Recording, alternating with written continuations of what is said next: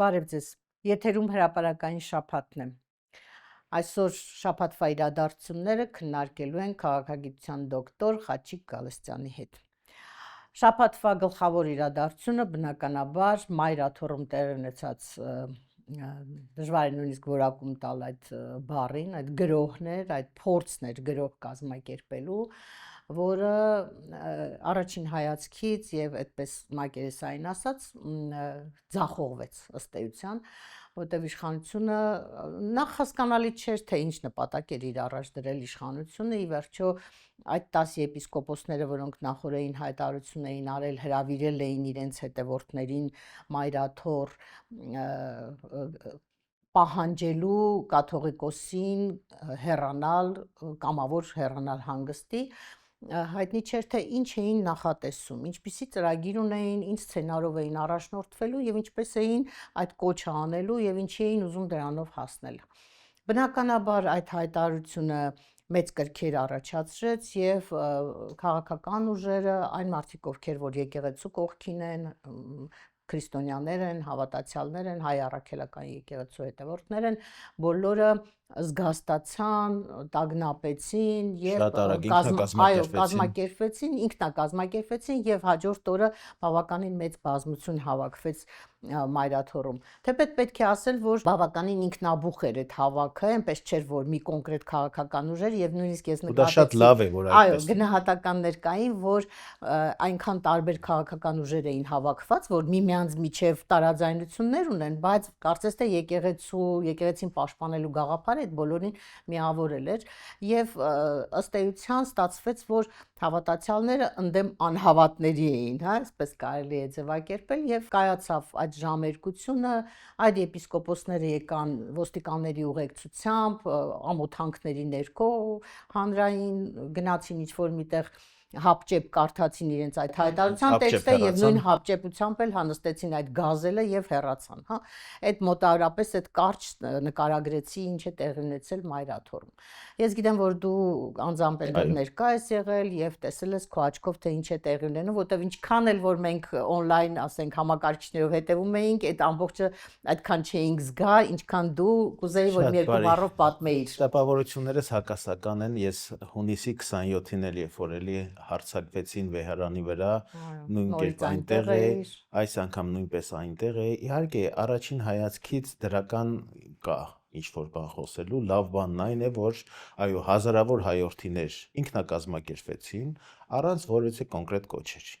Եվ այս հավաքը ոչ մի կուսակցական պատկանելություն չուներ, դեռ ավելին, ասեմ, սա հող է նախապատրաստում ընդդիմադիր եւ բոլոր հայրենասեր քաղաքական միավորների համար մի օրակարգի շուրջ համախմբվելու։ Եկեղեցին վերկուսակցական է, վերազգային է, որի շուրջ մենք որևէ մեկս քաղաքական ամբիցիաներ չունենք։ Անձամբ մեր քաղաքական ուժն էլ հայտարարություն չեն կարել, բայց մի քանի 100 հոգով բոլորս որպես քրիստոնյա հավատացյալներ ֆիզիկական մեր ներկայությամբ այնտեղ մեր եկեղեցու աջակցությունն ենք ցուցաբերել։ Սա միանշանակ դրական է ու լավ է։ Վատն այն է, որ Նիկոլը հասցրել է երկպառակության ցեցը մտցնել մեր համար անվանական կուռ այնպիսի ազգային կառույց, ինչպիսին է եկեղեցին։ Առնվազն այդ 10 տիրադավերը եկեղեցուց պոկված, մարգինալացված, եկեղեցու ներսում ցեցը գցած մարդիկ են, որոնք հենց իշխանության հաջողության գրավականն են։ Վատն այն է, որ ճակատամարտը արդեն մայր տաճարի դռան դիմաց է տեղափոխվել։ Ինձ համար սա շատ վատ նախանշան է։ Հաջորդը ես վստահ եմ, որ ով որ այս կոմբինացիան նախաձեռնել է, սրանով չի բավարարվելու, գնալու է հետևողական խնդիրը խորացնելու է։ Հաջորդը ինչ ա մեզ սպասում, սրան պետք է պատրաստ լինենք ու վստահ եմ, որ մեր համառությունը, հանուն մեր հավատքի միասնականությունը շատ ավելի տեսանելի է, շատ ավելի ցուցադրական է, ինչը ինձ հույս է տալիս։ Երկրորդ էմոցիաս, որ կուզեմ ձեզ հետ կիսվեմ եւ մեր հեռուստադիտողներին, երբեք ես հայր մերը այդպիսի ոգեվեղենությամբ ոչ լսել եմ, ոչ արտասանել եմ, ոչ զգացել եմ մայր տաճարի մեջ հավաքված եկեղեցու դասի հետ եւ հավատացյալներովս մենք բոլորս բարձրացան հայր մերը ենք ասում։ Այդ պահին այդ դիվադադար է, դիվահար ինչ որ ամբողջ խմբակը փորձում էր ներխուժել փառք ու պատիվ մեր հավատացյալ հայրենիներին եւ մեր զգաստությանը, մեր համբերությանը։ Ես շնորհակալ եմ բոլոր այնտեղ գտնվողներին, ովքեր այդ իմաստությունը դրսևորեցին։ Պարզա որ դա սադրանքա, չէ։ 10 եպիսկոպոսները, եթե բան ունեն հաղորդելու եւ դա բացառապես իրենց եկեղեցական ներքին կանոնակարգով է, առանց այն էլ իշխանական քարոզչամեքենայի հայտարարության, կգնային իրենց խոսքը, իրենց հորդորը, իրենց հանգստի կոչը կհնչեցնեն եւ եկեղեցին իր ներսում թող կարգավորել։ Բայց քանի որ իրենք կոչ արեցին եւ այն շրջիկ թափառախումբը, որ այս ամիսների ընթացքում մենք տեսնում ենք ամեն Կիրակի գնում են եւ պղծում են մեր հոգեվոր ժառանգությունը, նույն պղծությունը իրանք բերեցին Էջմիածնին, իրենց վարքագիծը, իրենց անպարկեշտ արտահայտությունները, իրենց հայհոյախոսությունը, ուղղակի դա միայն իրենց սահմանափակ լսարանն էր հետևում, իրենց լրատվամիջոցներն էին դրանք նկարում, մնացած լրատվամիջոցները նրանք հոգեվոր տրանսլյացիա էին ապահովում եւ ոգեվեղենություն էին փոխանցում մեր հայրենիներին։ Բայց դուր քեզ մի քանի առարկություն անեմ քո խոսքին, հա։ 10 եպիսկոպոսները իրոք երբ որ կտրվեցին, փոկվեցին եկեղեցուց եւ այդ հայտարարությունը արեցին, մենք սկզբում շոկի մեջ էինք եւ համարում էինք, որ եկեղեցին հնարավոր չէ պառակտել եւ դա մի միասնական ամբողջություն է այդ монարխիայի սկզբունքով գործող եւ հնարավոր չէ որ եպիսկոպոս մարդը թե մի առաջնորդ մարդը դուրս գա իր առաջնորդի դեմ, հոգեվոր առաջնորդի դեմ, բայց արի արձանագրենք, որ անցել է 1 ամիս, կարծես թե դրանց առաջին հայտարարությունից նոր մարդիկ դրանց չեն միանում, իրենք մնացել են այդ փոքրիկ խմբակ, այդ 10 հոգանոց, որոնք վախենում են նույնիսկ փողոց դուրս գալ, ամաչում են մարդկանց հետ շփվել, տեսնում են, զգում են իրենց նկատմամբ հանրային այդ ճնշումը, դատապարտումը, եւ դա շատ լավ է, իրենք մնացել են մի փոքրիկ աղանդի նման ինչ որ մի բան, որոնց վրա հենվում է Նիկոլ Փաշինյանը։ Ընդ որում, եթե նկատեցիք, Նիկոլ Փաշինյանն էլ շատ չի հենվում իրենց վրա, երբ որ հարց տվեցին կառավարությունից հետո, ինքն ասում է, որ ես չեմ ասում, որ իրենք այտենց մաքուր սրբեր են կամ չգիտեմ ինչ են, բայց իրենք հասկացել են, որ եկեղեցին պետք է բարեփոխել։ Այսինքն դա նշանակում է, որ այս փուլը որ անցնի, իրենցից էլ ենք մենք ազատվելու, հա, նույնիսկ այդ տարական բանը չեն հասկանում։ Եվ երկրորդ բանը, որ ուզում եմ անպայման ասենք, 6-7 ամիս մարդը սկսել է պայքար եկեղեցու դեմ եւ չի կարողանում համախմբել իր հետևից տանել մարդկանց, հա, մենք տեսնում ենք, թե այդ իր Կիրակնորի այդ շրջիկ պատարակներին ինչքան քիչ մարդ է մասնակցում եւ պետք է նաեւ հաշվի առնել, որ նրանց մեծ մասը 90%-ը մարդիկ են, ովքեր ի պաշտոն է, ինչ որ ձևով կախում ունեն իրենից, իր ԿՊԱ-ական իր թիմի անդամներ են, իր համայնքապետերն են, իր մարզպետերն են, ընդ որում ինքը շատ դաժան է վարվում այն մարդկանց հետ, որոնք իր հրահանգները չեն կատարում։ Մենք տեսանք, որ մարզպետը նույնիսկ հեռացնում աշխատանքից այդ պատարագին այո չապահովելու համար։ Ուզում ասեմ դրա մեջ նաև լավ բան կա այս ամեն ինչի մեջ։ Առաջին հարցը վերաբերյալ մենք առարկություն փաստացի չունենք, ինչու, որովհետև 10 տիրադավներ, ովքեր որ առանձնացել են եկեղեցուց, այո, իրանք մնում են փոքրամասնության մեջ, ինչը իհարկե դրական է, որովհետև եթե Աստված մի արածե, օրինակ 54-55 եպիսկոպոսած դաս ունենք, եթե նրանք մեծամասնությունը անցնեին սրանց կողքը, պարզ է, որ կաթողիկոսը կմնար փոքրամասնության մեջ ու ցավոք սրտի սրանց օրակարգը ավելի շուտ կյանքի կկոչվեր։ Այդ տեսանկյունից այո, շղթական ռեակցիա չկա, նոր միացողներ չկան, ասեմ ավելին, որ այս սրբազանները, որոնք ամեն մեկը ինչ որ թեմի առաջնորդներ են, օրինակ Կոտայքի թեմն, Արարատյան թեմ, Մասյացյոտ են եւ այլն, բայց նրանց ենթակա հոգևորական դասը, քահանայած դասը ոչ մեկը չի միանում եւ մենք տեսանք, որ ինչպես են նրանք բոլորը բոյկոտում եւ այլն, չէ՞։ Այդ տեսանկյունից բնականաբար այդ եկեղեցին շատ ավելի ամրակուր է, ինքնամաքրման գործընթացը տեղի է ունենում, սա այդ արևմտապետների սիրած լյուստրացիան է, փաստացի տեղի է ունենում, եկեղեցու ներսում լյուստրացիան տեղի է ունենում եւ հետո ինչքան էլ իդեալիստական մենք մեր եկեղեցու ներկայացնենք, բայց չէ որ քրիստոնեության մեջ Հիսուսի առաքյալները հենց իր ներկայությամբ իրեն դավաճանեցին, չէ, ասենք մեկ գիշերվա մեջ, այնպես որ այս ուրացման ակտը ինքը նաև դավաճանությունը մարդկության պատմությանը միշտ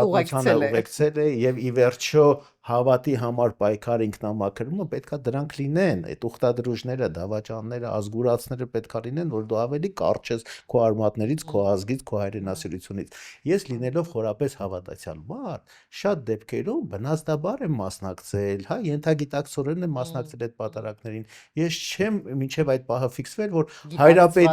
հայրապետի անունը դա պարտադիր կանոնակարգի մեջ է, որը այդ պատարակի ինքը, այսպես ասած, պետք է հնչի եւ բեկման ենթակա չէ։ Հիմա ես շատ ավել եմ եւ պատարակներին անպայմանորեն սպասում եմ հենց այդ կտորին, հասկանում եք, շատ առումներով տասնյակ հազարներ մարդիկ իրականում հանուն իրենց հավատքի բոլորն էլ հասկանում են, որ այստեղ զուտ տեսակային է, այն ոմակի հոգեբանությունը, դա իրենց տեսակն է, դա իրենց մենթալիտետն է, ուղղակի այստեղ, այն որ ասում ես հասկանալի է, ոչ էլ հասկանալի է, հանրային պարսավանքը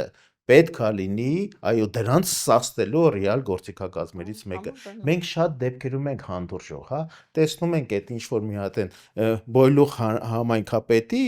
ինչ որ այտենց ագրեսիվ կեցվածքով եւ այլն, բայց փողոցում տեսնելից այդ պարսավանքը հետևից չի հնչում, հա, այսինքն այդ յուրաքանչյուրին թիրախային իրենց տեղը ցույց տալը, անհանդուրժողականությունը, այդ վարքագծի անհանդուրժողականությունը պետք է լինի մեր մեծամասնության վարքագծը։ Մարդիկ, որոնց բերել էին երևի զորով, հա, այտենց ավտոբուսները լցրած բերել են, փակցնում էին իրենց դեմքերը։ Նրանք անհաղորդ, այո, իհարկե ամաչելով եւ այլնով, այդտեղ հասկանում եմ, որ այդ տուն ենք պահում այն ստերեոտիպը, որ կա ու շատ դեպքերում շատ-շատերը արդարացնում են իրենց ընտանիք պահելու եւ այլնի պատարակ։ Ասեմ մի հատ դրական էլեմենտ էլ ոստիկանի հետ պատահած, երբ որ այդ միջանցքը, երբ որ բաժանարար գիծը պահել էին ոստիկանները եւ այլն, փառը պետք է գա, դեռ պատարակը նոր է սկսում եւ այլն, իրենք մեջքով են կանգնած, այսինքն թափորի մեջքով են կանգնած,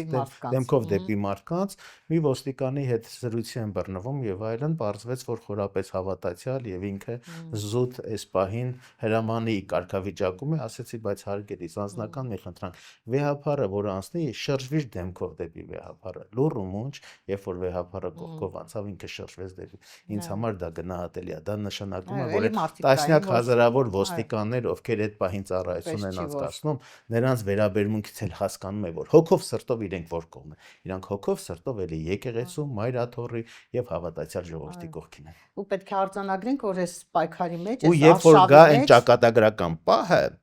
այսինքն հնարավոր է, չէ՞, սցենարիստը որ արել է, ինքը սրանով չի սահմանափակվում, հաջորդ արարին բոլորս փորձում ենք հասկանալ, թե ինչ անելու։ Եվ եթե ինքը հույսը դրել է ոստիկանական բիրտ ուժին, որը կապավինին ինքը եւ նրանով հաջողություն, այստեղ ինքը չարաչար սխալվում է։ Այստեղ է որ շատ-շատերը, երբ որ գա այդ պահը, իրենք ընտրություն կկատարեն։ Եվ գիտես, ես նաեւ նկատեցի, որ ոչ միայն ոստիկանության մեջ կան այդպես մտածող մարդիկ, այսինքն ինքը ըստ էության փոքրամասնություն է դարձել հիմա երկրում, այլ նաև հենց նույն իր թիմում, այնպես չի, որ իր թիմը այնպես հնազանդ եւ ամենօրյա իրեն ուղեկցում է ամեն հարցում եւ այլն եւ այլն։ Կան մեծ թվով մարդիկ, մենք նույնիսկ կանոններով արձանագրել էինք, թե ովքեր են, որ երբեք ոչ մի այդ շրջիկ պատարակներին չեն մասնակցել, նեղ շրջանակներում, մասնավոր զրույցներում բողոքում են, դժգոհում են, տարակուսում են, զարմանում են, պարզապես ամեն մեկը վախենում է եւ չի կարողանում, չգիտի ոնց կարելի է դա կանգնեցնել այս ընթացքը։ Ես վստահ եմ, որ եթե վարչապետական լծակները չլինեին այս ամեն ինչի գլխին կանգնած, այս process-ը հաստատ նույնիսկ այսքան փոքրիկ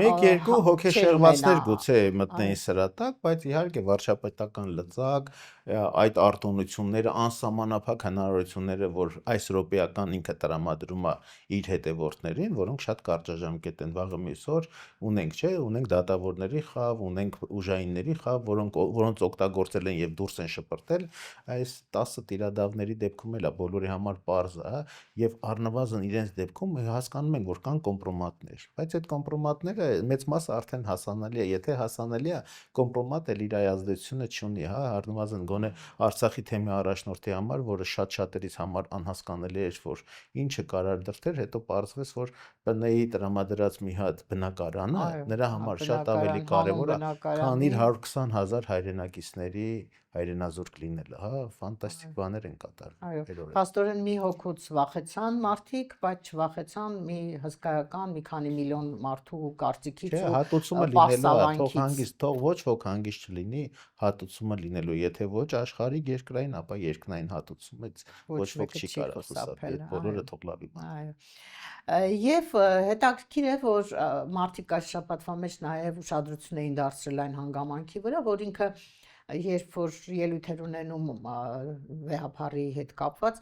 ուրեմն ամռանը մի ուրիշ բան էր ասում, հա, կուսակրոնության խախտման մասներ խոսում, հետո փոխեց խոսույթը, KGB-ի ասեց, այո, գործակալություն։ ուրիշ երկրի լեյտենանտ է կառավարում իրեն, այդ ելույթից հետո լրագրողները հարց են տալիս, ասում են, բայց ինչպես կարող է այդ նման հայտարարությունից հետո քրեական գործ չհարուցվել։ Մենք դիմել ենք իրավապահներին, ասում են, որ նման վարույթ չկա։ Ի վերջո, եթե օտար երկրի գործակալ է, դա կամ դավաճանություն է պետական, կամ լրտեսություն է, ինչ որ մի քրեական պատիժ դա նախատեսում է եւ անպայման պետք է վարույթ լինի, ընթացք լինի, մենք պետք է հասկանանք ինչ է տեղի ունեցել։ Պարզվում է, որ ոչ, այս դեպքում էլ մարդը վարչապետի պաշտոնը զբաղեցնում է, բայց անպատասխանատու օդում կախված ինչ որ լուրեր է հրապարակում։ Հետ Նիկոլյան Հայաստանում մի քանի կարևոր բաներ, որ պետք է առաջնահերթ արվի, դա պատասխանատվության, խոսքի պատասխանատվության գիտակցման վերադարձն է, որովհետև մենք հայերս այսպես չենք եղել, հա, սկսած կենցաղից, փողոցային վարքականոնից մինչև քաղաքական էլիտա, այն էլ վարչապետ, այն էլ պետության ղեկավարի մակարդակով յուրաքանչյուր ասված խոսքը ինքը պետք է ենթադրի կոնկրետ պատասխանատու, բայց այս անպատասխանատու այս անհայրենիքները որտեղից եկան մեր գլխին, ո՞նց սարքեցին սա հանրային օրակարգ, հանրային վարքագիծ, հա, ու շատ-շատերը ես միշտ ասել եմ, կրկնում եմ, էլիտայի վարքագիծը վարագիծ չէ, սրանք այսօր կառավարող էլիտա են եւ իրենց վարքականոնով թելադրում են նորմեր, ուղղակի այս չարիքը, այս չուման շուտ ավարտվի, չարմատավորվի մարդկանց գիտակցության մեջ, չդառնա նոր վարքագիծ, այլապես այսպես մենք երկար տեղ չենք մակարդակներում։ Դե երևի նույն նաև նույն շարքից է այն հայտարարությունները, որ իրենց ամբողջ թիմով այս օրերի ընթացքում դնել են շրջանառության մեջ հիբրիդային պատերազմ, Իդեպ ասեմ քեզ, իդեպ մեր հեռուստադիտողների ուշադրությունը հրավիրեմ։ Նիկոլ Փաշինյանը ներքաղաքական օրակարգերը սրացնում է, ներքաղաքական դիմակայությունը խորացնում է հատուկ դեպքերում, երբ որ դրսում ինքը ունի խնդրեմ եւ դրսից ճնշումները ուժեղանում են։ Ես ուշադրություն հրավիրեմ այս շաբաթվա ընթացքում երկու կարևոր հայտարարության։ Առաջինը հնչեց Իրանից, մեր բարեկամ Իրանից, որտեղ նախագահի արտաքին հարաբերությունների հարցով խորհրդականի շատ բարձր մակարդակով առաջին անգամ բաց տեքստով ուղիղ բարձրաձայնվեց, որ Թրամփի ուղին դա նույն Զանգեզուրի միջանցքն է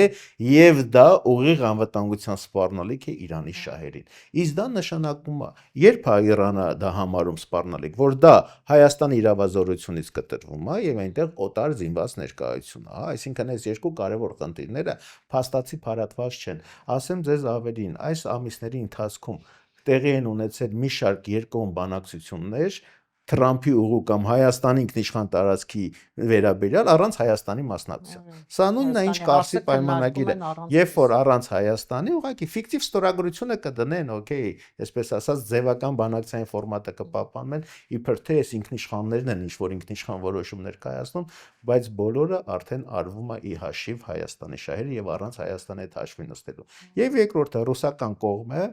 ավելի մեղմ տոներով, դեռ կամուրջները չայրելով հայտարարություն արեց, որ այդ Թրամփի ուղիղ կոչվածը ուղիղ նաև մեր շահերին է։ Եթե մենք դրան մասնակցելու ենք։ Եթե մենք դրան մասնակցելու ենք կամ առնվազն հուշես, որ տղաներ առանց մեզ այս տարածաշրջանում, առանց մեր շահերը, կենսական շահերը հաշվի առնելու, դուք հեռու տեղ չեք փախչելու, հա։ Իսկ սա չինական ստրատեգեմաներ կան, որը ինչ անցում, ասում է հեռուների հետ բարեկամացիր, մոտիկների հետ հարաբերությունները փչացրա։ Հիմա սրանք այս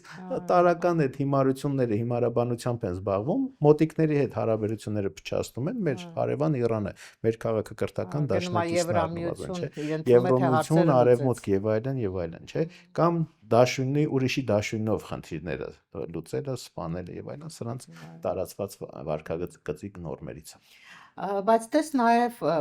փաստորեն ընտրությունների շեմին հիմա մենք Եվրամիությունից էլ լսում ենք հայտարարություններ, որոնք անհնար էր պատկերացնել, հա, 1-2 տարի առաջ ներքին գործերին միջամտելու ուղիղ ցուցում է, որը երբևիցե չենք եղել Հայաստանի Կալասի հայտարարությունը դա 35-ամյա պատմության ընթացքում երբևիցե այսպիսի արտաքին ուղիղ միջամտություն Հայաստանի ներքին գործերին ընտրական գործընթացներին երբևիցե չի եղել։ Ուղղակի սա փաթեթավորում են որպես հիբրիդ հիբրիդային պատերազմի դիմակայություն։ Ում մեջ է այդ հիբրիդային պատերազմ կներեք, իշխանությունը վարում է իր ժողովրդի դեմ, հա, սա մաքուր հիբրիդային պատերազմ է։ Վախի մթնոլորտը, հոգեբանական տերորը, պետական տերորը, որը դու ցուցաբերում ես քո ժողովրդի հանդեպ, կեղծքարոշչական նարատիվները, այս է դասական հիբրիդային պատերազմը։ 15 միլիոն եվրո, դա հələ օֆիցիալ։ Ես վստահ եմ, որ գրանտներով, որոնք տեսանելի չեն, որոնք հրապարակված չեն, եւս տասնյակ միլիոններ պետք է ներդրվեն այստեղ Հայաստանում հանրային կարծիքը մոլորախապելու, ագրեսիվ տրամադրություններ, նեգատիվ տրամադրություններ գեներացնելու եւ իշխանություններին հսկայական աջակցություն ցուցաբերելու։ Սա Եվ բաց տեքստով ասում է, որ մենք պիտի աջակցենք Հայաստանին, որպեսզի արտաքին միջամտությունները կանխենք եւ Մոլդովայում կիրառած մեր սխեման պիտի կիրառենք նաեւ Հայաստանում։ Դրանից ավելին այլ չգիտեմ ինչ պետք է ասեին։ Այո, եվրոպացիները վաղուց արդեն սեթեվաթանքներից անցել են անդին եւ ուղիղ տեքստով են աշխարհ, այսինքն իրենց խամաճիկային այն ռեժիմները, որոնք խամաճիկային են եւ իրենց ազդեցության տակ են, արդեն կոնկրետ հրահանգավորում են, թե ինչ պետք է անեն։ Մեր հարևան վրացիները ժամանակին կանգ առան, դուրս եկան այդ ազդեցությունից, ինքնուրույն քաղաքականություն են վարում։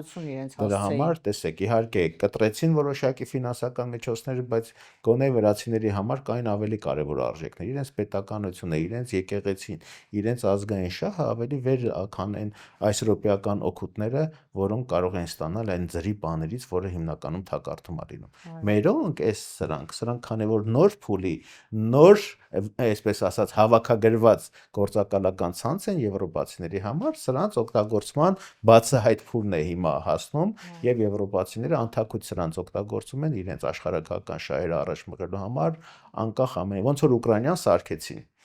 պատերազմի թատերաբեմ, ոնց որ ուկրաինական ժողովուրդը դժբախտացավ, ցավ եմ ապրում, որ այսպես եթե շարունակվի, նույն process-ը լինելու է Հայաստանում, Հայաստանի սիրիացումը, Հայաստանի ուկրաինացումը ուղղակի տեսանելի զարգացման սցենար է լինել։ Եվ այդ մյուս անամոթությունը, որ ասում է Հայաստանին պետք է օգնենք, ով է Հայաստանը։ Հայաստանը դա մենք ենք, Հայաստանը այս երկրի բոլոր քաղաքացիներն են, Հայաստանը Նիկոլ Փաշինյանը չի, դուք Նիկոլ Փաշինյանին եք կոնկրետ ուզում օգնել, որ ինքը վերարտադրվի։ Կոնկրետ այդ նեղ խմբակին են օգնում, որովհետև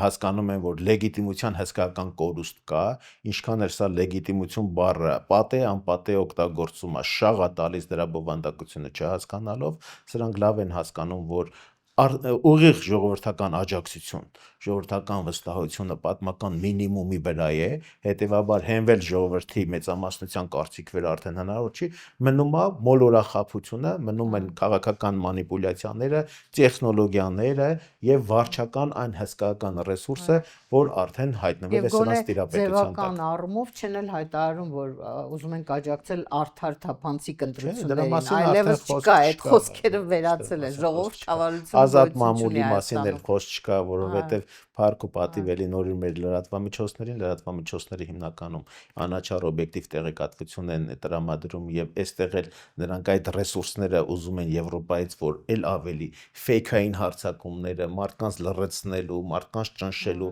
լրատվամիջոցների դեմ դատական հայցերը, ես մի անգամ կանխատեսել եմ, չէ՞ որ ընդդիմադիրներից եւ այլնից հետո հերթը լրատվամիջոցներին է եւ տեսնում եք թե ինչպես են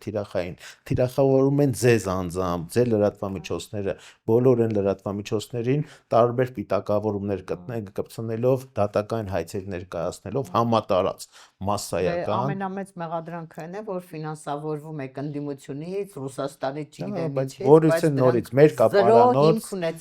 կապարանոց հիմնազուրկ որպես կանոն անպատասխանատու հայտարարություններ։ Հետո գիտես երբեմն ես ծիծաղում եմ, ասում եմ, ուր էր թե Ռուսաստանն այդքան կարողանար ինչ-որ մի բան անել այս երկրում։ Մենք բան ենք գալիս չենք գտնում, ռուսական ազդեցության օղակներ, օջախներ, չգիտեմ, ՀԿ-ներ, ոնց որ արևմուտքն է արել տասնյակ տարիներ շարունակ, չկա Ռուսաստանը գոյություն ունի մեր գուցե մեկ-երկու փոքրիկ այդպես փորձեր կան, բայց անհամեմատելի են արևմտյան ցանցը, NGO սեկտորի հասարակական կազմակերպությունների ցանցը, ճակերտներով քաղաքացիական հասարակության սեկտորը, իրանք 30-ամյա վաղեմության, 30 տարի կրտած ցանցեր, 30 տարիների ընթացքում արդեն միլիարդավոր դոլարների ներդրում է եւ դրանք դասական ազդեցության գործակալներ են։ Ուզում եք ազդեցության գործակալներ, օտար ազդեցության, խնդրեմ միատնայեք այդ հասարակական կազմակերպություն, իդեպ վերացիները, չէ՞, այդ հասարակական կազմակերպությունները նույնպես այնտեղ շատ են եւ վերջին հրահրումները, բախումները հենց այդ հասարակական ցանցերի ակտիվության շնորհիվ էր, բայց իշխանությունները ամուր էին, իշխանությունները ճնշեցին, ընդունեցին օրենք օտարերկրյա գործակալների մասին, իդեպ արևմտյան օրենքի կրկնապատճենն է, որը գործում Ամերիկայի Միացյալ Նահանգներում, նույն օրենքը կիրառել են Վրաստանում։ Չգիտես ինչու Ամերիկայում դա ժողովրդավարության էտալոն է, վրացիների համար դա անթույլատրելի ճոխություն է, հա։ Նույնը իհարկե շատ բաներ պետք է մեր համար կիրառել։ Այս շաբաթվա մեր զրուցակիցներից մեկը Կանադայում նախկին մեր դեսպան Լևոն Մարտիրոսյանը մի շատ հետաքրքիր հարցազրույց էր տվել եւ մոտարապես այսպես հա վերաշարադրեմ միտքը ասում է որ մենք մի քիչ շատ ենք էլի գերագնահատում արտաքին միջամտության հնարավորությունները երկրում շատ ենք դրա շուրջ խոսում քննարկում գուցե նաև դա ինչ որտեղ կարող է հիասթափություն առաջացնել եւ մարդկանց ներշնչել որ Հայաստանում չի որոշվում ապագա իշխանության ճակատագիրը որ չգիտեմ Եվրոպայից կամ Ռուսաստանից կամ Ամերիկայից պիտի գան ու ստեղ որոշեն թե ով է լինելու մեր հաջորդ վարչապետը ասում եմ բայց եթե ժողովուրդը որոշի եւ գնա քվեարկի ինչ են անելու այդ արևմտյան կառույցները կամ չգիտեմ դրսի ուժերը այո դրա համար առնվազն պետք է հաշվի նստեն դրա համար մենք ունենք հսկայական անելիք բոլոր սոցիոլոգիական հաշվարկները ցույց են տալիս որ առնվազն 50% իսկ դա ֆանտաստիկ մեծ է միլիոն մարդուց ավելի Հայաստանում կենթանի ապրող մարդիկ իրենք օտարված են քաղաքականությունից իրենք հիասթափված են չգիտեմ գուցե ճաշակի խնդիր է իրենց քիմքին հարիր ինչ որ ոչ իշխանությանն են հավանում ոչ ընդդիմությանն են համարում բայց այս մարդկանց հետ պետք է բացատրական աշխատանք տանել пассив վարքագիծը ցավոք սրտին ջուր է ջրաղացին իշխանության Պասիվ վարքագիծը, կրավորական կեցվածքը։ Ես իմ քաղաքագետ ընկերներին եմ կոչանում, ովքեր որ, այսպես ասած, վերլուծություններով են հանդես գալիս Facebook-ներում, բայց եկեղեցում չեն։ Կապ չունի որ ճամբարում, Աստծո սիրուն, կապ չունի որ ճամբարում, կողմնորոշվեք ժողովուրդ։ Այսպես կրավորական կեցվածքով անաչառ օբյեկտիվ վերլուծությունների կարիք ժողովուրդը չունի։ Ժողովուրդը կարիք ունի հստակ գործողության։ Սև սպիտակի մեջ է դաշտը, ցավոք սրտի, շատ պարզ է, կամ դու գնում ես քո ազգային ավանդական արժեքի կողքն ես կանգնում, եկեղեցին ես պաշտպանում, թույլ չես տալիս պղծեն, պարակտեն, կամ դու քո լռությամբ, քո կրավորական կեցվածքով թույլ ես տալիս դրա հետ ինչ ասես անեն։ Հաջորդը մտնում են մեր ընտանիքներ, որովհետև այս պարակտման ցեցը բոլորիս ընտանիքներում է, չէ։ Վստահ եմ, որ ունես մի հատ բարեկամուհի, բարեկամ, ես ունեմ բարեկամ, որը դեռ այդ ազդեցության տակ է, ինքը ասում է, սաղն էլ մեկն են, ես սրան չեմ հավատում, սակայն հենց ասեց, բայց կոպիտ ասած, մի հատ բերանին եկեք կամ ասեք, всё, դու անցար են, թե, այսինքն։ Բայց գիտես հետաքրքիր է, որ մինչև հիմա մենք խոսում ենք այն մասին, որ հասարակությունը բաժանված է նիկոլականների, հականիկոլականների, հիմա նոր երևույթ կա, մեր լրագրողները լավ նկատել էին, ասում են, ուր գնում ես հարցնում են, ասում են, դու կաթողիկոսի կողմ ես, թե դեմ ես։ Աստծո սիրուն, փոխվեց նարատիվը, հասկանում ես, մենք հաղորդման սկզբում ֆիքսեցինք, չէ, որ կա մի վերազգային օրակարգ, որը բոլորիս է միավորում, եւ հենց այդ մայրաթոռում տեղ ունեցած իրադարձություններն էլ ոնց որ ճիշտ նկատեցիր քաղաքական տարբեր հոսանքների ներկայացուցիչներ որոնք հրապարակավ իրար հետ ուղակի այսպես գենետիկ հակակրանք ունեն իրար հետ բայց լուռ ու մուչ քանի որ եկեղեցին է քանի որ աղոթքն է քանի որ հայրմերն է քանի որ դա մեր ամեն ինչն է բոլորս լուր հնազանդ առանց ավելորդ դրոշակների առանց ավելորդ կուսակցական լոզունգների բոլորս այնտեղ կանգնած ենք սա ցույց է տալիս այ տեսեք օրեր առաջ երբ որ մեր դաշնակցական գործընկերները նախաձեռնեցին հանդիպումներ հանդիպել են նաև հայրենի կուսակցության հետ մեր հետ նույնպես հանդիպում եղել է ու մենք ողջունել ենք այդ օրակարգը ընդդիմադիր դաշտում իրական ընդդիմադիր դաշտի քաղաքական խաղացողների միջև կան այնպիսի հարցեր որոնք վերկուսակցական են որոնք միավորման կետեր են քաղ բանտարկյալների հարցի շուրջ, որը վերկուսակցական է եւ իմ ու քո քաղբանտարկյալ չկա, հա, այդտեղ սեփական աշնորհման հարց, դա ընդհանուր հարց է, որի շուրջ։ Եկեղեցին, ընդհանուր հարց է, որի շուրջ մենք պետքա բոլորս մեր ուժերը մեկտեղենք, համատեղ լինենք եւ այլն, հա։ Ցեղասպանության հարցը, Արցախի էջը փակ չպահելու հարցը, որը սրանք հետեւողականորեն առնվազն 4-5 կետեր կան, որոնց շուրջ ընդհանուր օրակարգեր կան եւ տարածված էլ է շատ երկրներում ընդդիմությունը հաջողության հասել է երբ որ նստել են կլոր սեղանի շուրջ, ընդդիմադիր պակտ են ստորագրել միմյանց միջև, որովհետև մեր ընդհանուր հարցերի շուրջ միասնական գործելու միմյանց չթիրախավորելու շատ կարևոր կետ է, միմյանց չթիրախավորելը, այս պարագայում, երբ որ սկսում են ընդդիմադիրները միմյանց հոշոտել, արդեն գժվում ես, ասում ես լավ էլի տղաներ, ամեն ինչ կորցնելու վտանգի առջև ենք, վերջ տվեք ձեր քաղաքական անձնական ամբիցիաներին, ուրիշ վտանգներ կան ավելի գլոբալ։ Հետևաբար այս գիտակցումը կամաց պետք է հասունացնել, այդ երկխոսության շարքը սկսել, այդ ընդդիմադիր ընդհանուր օրակարգերը ձևավորել։ Ես չեմ ասում, ես իդեալիստ չեմ, ես չեմ պատկերացնում, որ ընդդիմությունը ընդհանուր կմիավորվի, դա գուցե վնասակարել է այս փուլում, բայց խոշոր 3-4 միավորումներով առնվազն ճակատ կազմել, միմյանց չթիրախավորել եւ գտնել օրակարգի կետ, իշխանազրկել ԿՊ-ին։ Սա է լինելու գերակա օրակարգ, Նիկոլ Փաշինյանը 26 թվականին իշխանություն պետք է չունենա Հայաստանում։ Հետո գիտես, ես նաև արձանագրել եմ, որ Նիկոլ Փաշինյանը մի հատ շատ կարևոր սխալ թույլ տվեց։ Ինքը վեճը դիլեման դարձրեց այսպիսին՝ հայ կամ հակահայ։ Այո։ Մարդ կամ հայ է կամ հակահայ է։ Քրիստոնյա ես կամ հակաքրիստոս ես։ Այո, դու որ ճամբարում եք։ Ազգային ես կամ կոսմոպոլիտ ես, հայրենասեր ես, անհայրենիք ես, չէ՞։ Արժեքային դիսոնանս է այստեղ առկա։ Նախկին ներկա կամ չգիտեմ։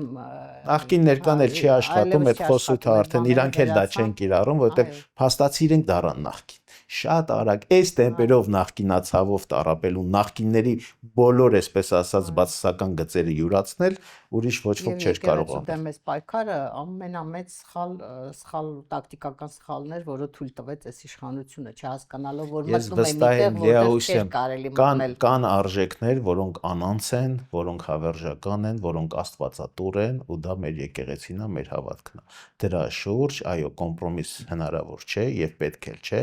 Դրա շուրջ պետք է կողմնորոշվենք, որ ճամբարում ենք մենք, Փառք Աստծո, հասարակության մեծամասնությունը անձով է, ինչ է, մենք կաթողիկոսի մասին չենք վաղուց խոսում, անձերից դուրս է այդ պայքարը, որովհետև առնվազն այն թե ումով ես դու մտնում եկեղեցու մեջ ու փորձում ինչ-որ բարենորոգում, արդեն всё, սա արգումենտները փոշիացնում է, որովհետև այն 10 տիրադավերը, մարդ կա այդ 10 տիրադավերի մեջ, որ քրեական օրենսգիրքը կարաս արժևը դնես, ասես մատը դիր, որ հոդվածով ես դու ուզում դատվես ու պապկեն հետևից կգա, այդպիսի մարդկանցով եկել են եկեղեցին բարենորոգում, չէ, չի անցնում, այդ կուտը չի անցնում, վստահ եմ, որ հավատքը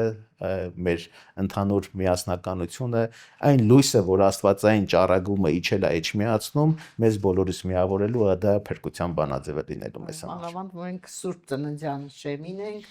այնպես որ պետք է հիմա յուրաքանչյուր ամանորը նոր հույս, նոր լույս, նոր շունչ է հաղորդելու մեզ բոլորիս։ Շնորհակալ եմ։ Այսօր այսքանը, կհանդիպենք։